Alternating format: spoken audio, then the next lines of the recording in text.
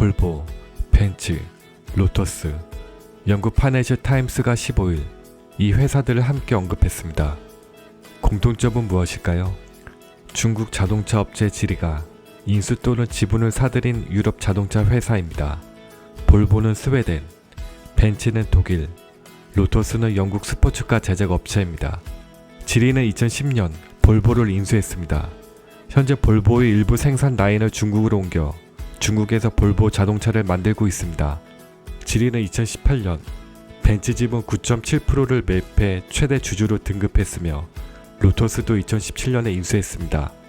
FT는 최근에는 지리가 영국 럭셔리카 제조업체 에스턴 마틴에 자금을 투입해 지분을 확장하는 것을 검토 중이라고 보도했습니다. 에스턴 마틴은 007 영화 속 제임스 본드가 탄 차로 유명합니다.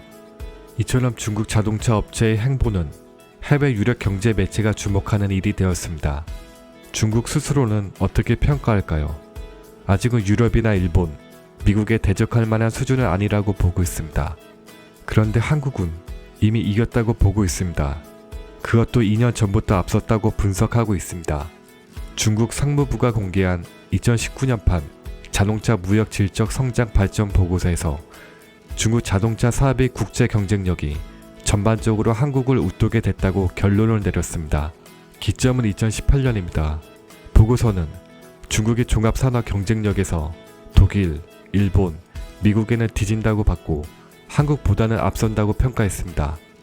구체적으로 자동차 부품 산업, 연구개발 투자, 자국 자동차 시장 규모, 국산 차량 자국 시장 점유율, 노동 생산성, 신제품 출시 능력, 생산 비용 등 7개 항목에서 한국을 추월했다고 봤습니다. 보고서는 중국의 경쟁력은 독일의 76.3%, 일본의 78.9%, 미국 89.3%로 뒤진다고 평가했으나 한국의 104.1%로 근소하게 앞섰다고 평가했습니다. 보고서에선 수출 규모에서 중국이 세계 경쟁력을 갖춘 것으로 평가했습니다.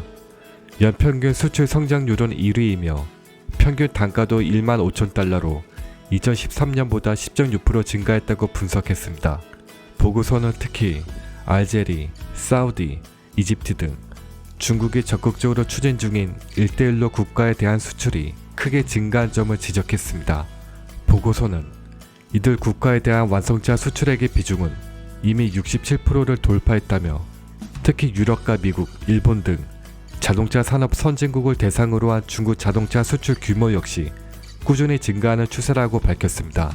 품질 수준도 중국 브랜드와 세계화의 격차가 줄어들고 있다고 봤습니다. 근거로 중국 자동차 회사가 해외에 설립하거나 제휴한 공장이 2018년 말 시점에 140곳에 달하며 해외 판매 서비스 거점도 9,000곳을 넘어섰다는 점을 들었습니다. 물론 중국 스스로 내린 장밋빛 분석일 수 있습니다. 하지만 문제는 한국 자동차에 대한 중국인의 시선입니다. 중국 자동차 시장에서 한국 자동차의 위상이 점점 낮아지고 있습니다. 작년 8월까지 점유율은 독일계 23.8%, 일본계 21.7%, 미국계 9.5%, 한국계 5% 순이었습니다. 현대 기아차는 사드 사태가 벌어진 2017년 이후 힘을 쓰지 못하고 있습니다. 현대 기아차는 작년 11월까지 81만 대를 판매했지만 이런 2016년 179만 대의 절반 수준입니다. 중국에서 한국차는 예전만큼 높게 평가받지 못하는 것이 현실이며 이러한 시각이 중국 상무부 보고서에 담긴 것으로 봐야 합니다. 물론 중국 자동차 산업도 아직 한계가 많습니다.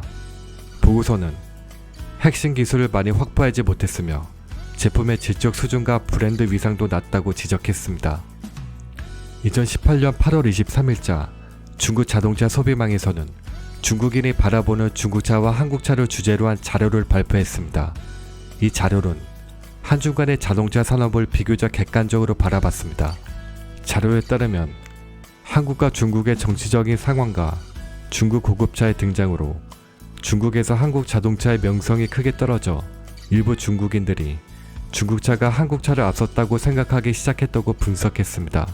하지만 중국 자동차 소비망의 생각은 달랐습니다. 객관적으로 볼 때 중국 자동차 산업은 규모에서 앞서지만 산업의 연결성, 핵심 기술을 통제할 수 있는 능력 등에서 한국보다 수준이 낮다고 분석했습니다.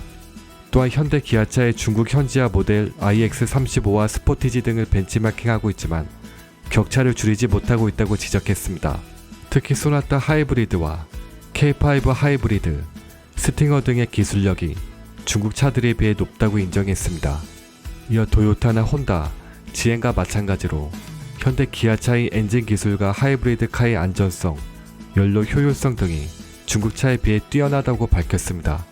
중국 자동차 소비망은 중국 자동차가 부상하고 있을까라고 스스로 물으면서 중국의 자동차 산업이 실제로 한국의 수준에 도달했을까?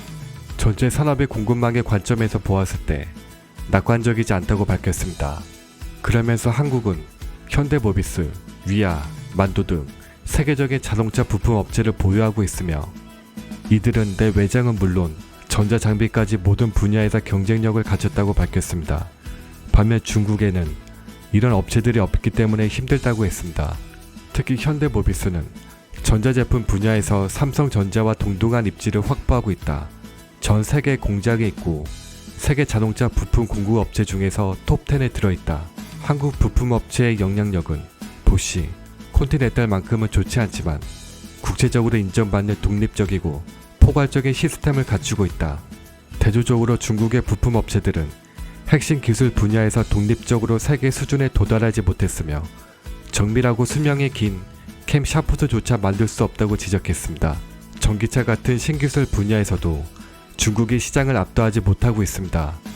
당장 자국 시장에서도 그렇습니다.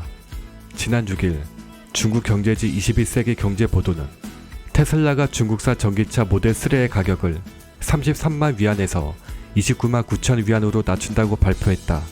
테슬라가 중국산 차에 대한 학살의 막을 올렸다고 평가했습니다.